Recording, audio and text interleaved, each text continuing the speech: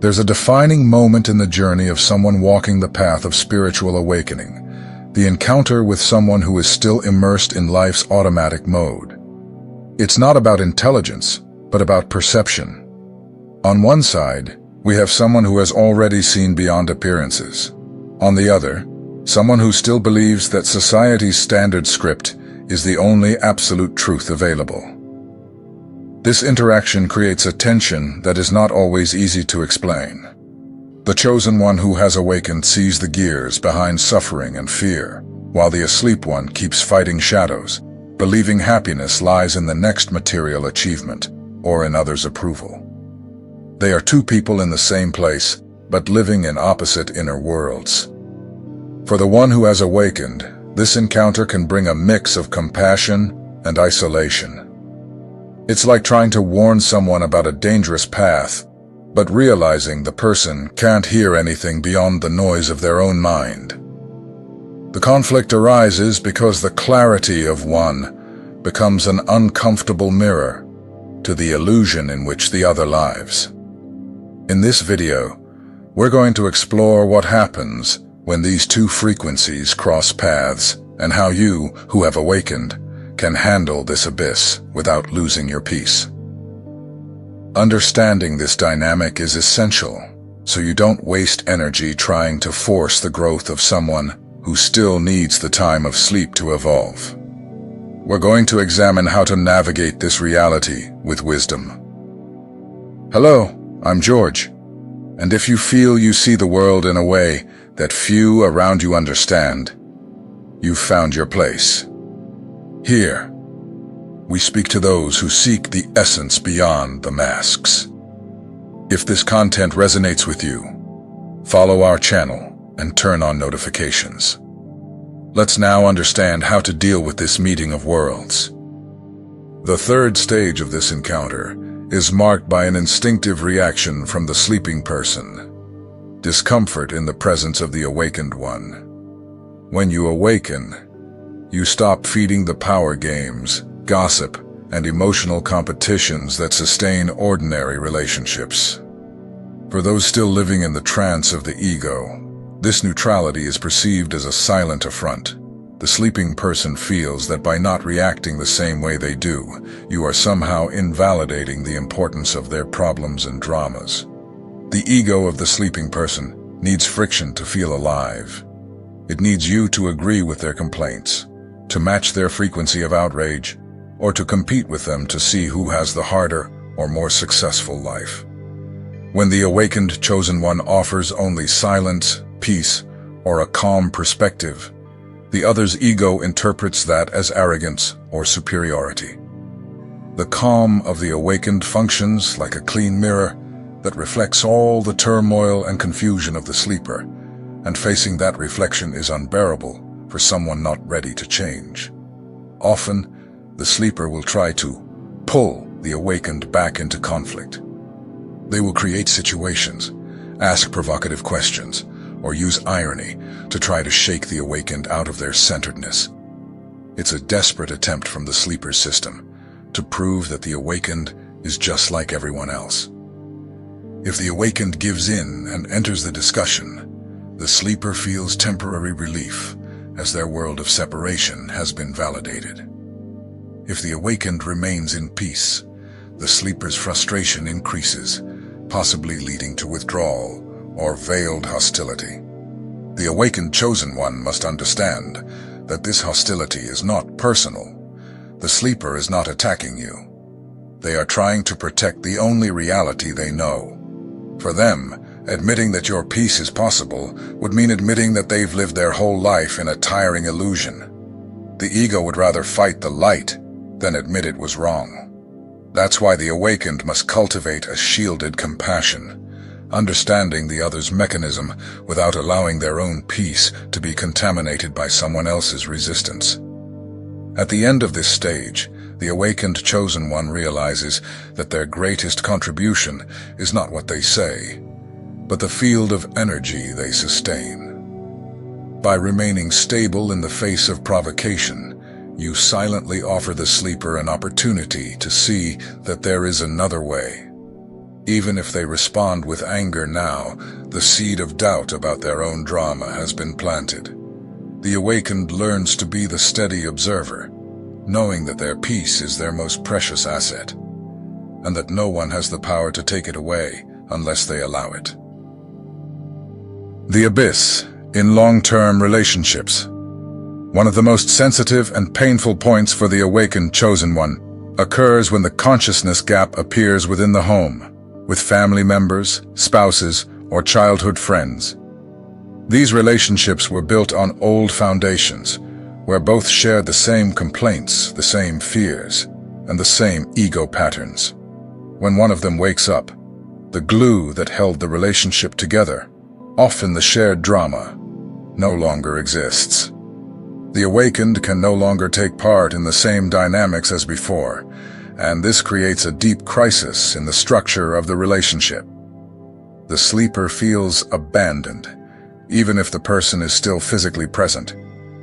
They complain that you've changed, that you're not the same anymore, or that you've become strange.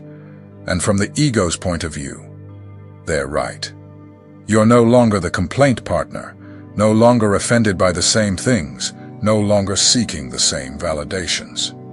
The awakened begins to speak a language that sounds like Greek to the sleeping partner or friend. It's a time of mourning for both. The sleeper misses the former complicity in illusion, and the awakened feels the pain of a lack of deep connection with someone they love. In this phase, the awakened chosen one faces the temptation to try to wake up their partner in order to save the relationship. They buy books, suggest videos, and try to initiate deep conversations. But this usually only makes things worse, creating an even bigger abyss. The sleeping partner feels pressured, judged, and belittled by the other's new spirituality. The awakened must learn that real love doesn't require the other to be on the same level of consciousness. The challenge is to love the sleeper for who they are, not for who you wish they would become. Often, the awakened discovers that the connection that existed was purely based on ego needs, not on a union of souls.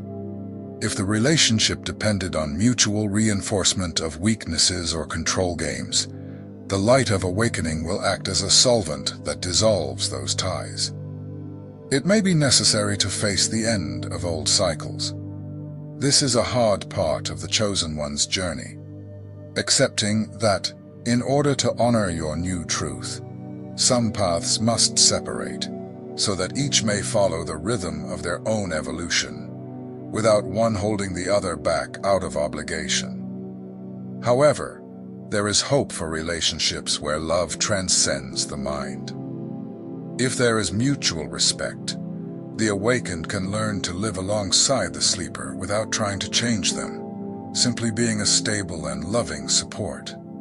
The awakened learns to come down to the level of the everyday without getting lost in it, participating in the simple things of life with their partner, while keeping their depth preserved within.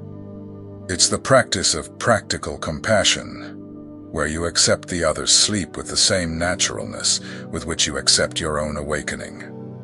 The final lesson here is freedom from expectations. The awakened chosen one realizes they can't force anyone to join them in their flight. They learn to walk alone if necessary, but with an open heart. They understand that people come and go from our lives according to the frequency we need to learn from. If a relationship ends because of the awakening, it's life making space for new connections that vibrate in the same truth. If it remains, it becomes an intensive training ground for patience and for pure unconditional love. The danger of superficial spirituality. On the path of awakening, the chosen one will encounter a specific type of obstacle: the sleeper who believes they are awake. This is the phenomenon of ego-based spirituality, where the person replaces old material desires with concepts of enlightenment, but without changing the internal structure of pride. They learn the vocabulary, quote, masters, and talk about peace, but use all of it as a new armor to feel superior to others.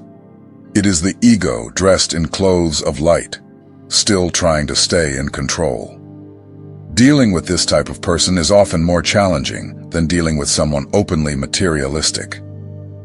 The false awakened one competes for attention and validation of their supposed evolution. They judge those who don't follow their diet, their rituals, or their way of meditating. The chosen one who is truly awakened recognizes this effort immediately. True awareness does not need a stage, does not try to appear spiritual, and above all, does not feel the need to prove anything to anyone. The difference between real and conceptual awakening lies in simplicity. The awakened chosen one is an ordinary person who does not seek to be recognized as special. They do not use the truth to humiliate those still asleep, nor to build an identity as a master. Meanwhile, the spiritualized sleeper is always performing. They need the world to see how conscious they are. That need for recognition is the clear sign that the ego is still in charge of that life. The wise awakened learns not to play the game of spiritual competition. When they meet someone who uses the language of light to feed vanity, they simply observe in silence. They know that trying to unmask the other would only lead to useless conflict. Truth does not need to be defended. It simply is. The chosen one understands that even this stage of spiritual pretense is part of some soul's growth process, and they respect it from a distance. The secret here is discernment. The awakened chosen one must watch over themselves to avoid falling into the trap of thinking they are the only one who sees through the farce. Spiritual pride is subtle and can contaminate anyone. The mark of true awakening is the humility to recognize that we are merely channels of consciousness and that any feeling of superiority is just sleep trying to return through a side door. Keep your gaze focused on your own essence and let each one live out their performance until they are tired of it. The integration of the human and the divine.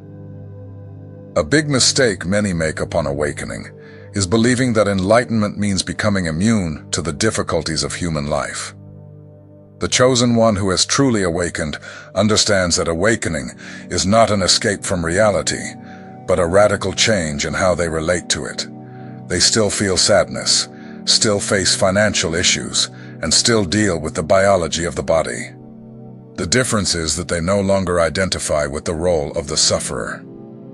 They inhabit the awareness that observes life unfolding. The sleeping person believes their happiness depends on external circumstances being perfect. They fight against life, resist pain and despair when plans go wrong. The awakened chosen one, on the other hand, has learned the art of surrender. Surrender is not passivity, but the intelligent acceptance of what is. They do what needs to be done, but without the emotional weight of someone who feels like a victim of fate. They integrate the divine into everyday life, chopping wood and carrying water with the same presence they give to prayer.